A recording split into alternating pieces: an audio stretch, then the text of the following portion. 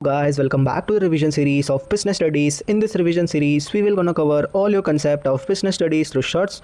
So let's begin. Today we will continue our second chapter of class 11th. Now merits and demerits of partnership. First merit is more financial resources. Guys, as we all know, partnership में all the partners contributes capital.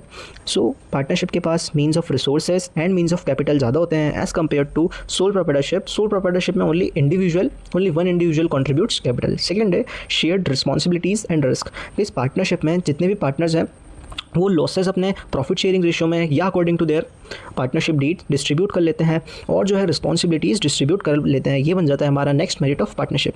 Third है balance decision making. Partnership में 2 और more individual involve होते हैं. वो अपना intellect use करके business decision making में हेल्प करते हैं. उससे क्या हो जाती है, बैलेंस डिसीजन मेकिंग हो जाती है पार्टनरशिप में. उसके बाद है easy formation and flexibility. Guys, partnership is governed by Indian partnership act and it is very flexible law. Partnership को अपना रजिस्ट्रेशन कराना भी ओनली एडवाइजेबल है, मैंडेटरी नहीं है. उससे क्या हो जाता है, फॉर्मेशन पार्टनरशिप का वेरी इजी हो जाता है.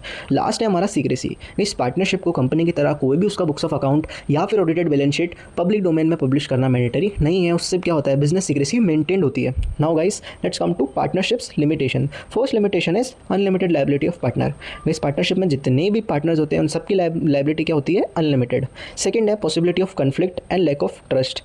इस पार्टनरशिप में 2 और मोर इंडिविजुअल जो है इन्वॉल्व होते हैं. जहाँ पर भी 2 और मोर इंडिविजुअल इन्वॉल्व रहेंगे वहाँ पर जो कॉन्फ्लिक्ट के चांसेस है वो ऑलरेडी उनकी जो प्रोबेबिलिटी है वो क्या हो जाएगी, ज़्यादा हो जाएगी. नेक्स्ट है unstable due to death insolvency of partner. Partnership में जब भी किसी भी पार्टनर का रिटायरमेंट होता है, डेथ होती है, एक्सपल्शन होता है, तो वो पार्टनरशिप वहीं पर ख़त्म हो जाती है. नाउ जितने भी रिमेनिंग पार्टनर बचते हैं उनके बीच में क्या होता है, फिर से प्रॉफिट एग्रीमेंट होता है पार्टनरशिप का. तो ये हमारा बन जाता है नेक्स्ट लिमिटेशन ऑफ पार्टनरशिप.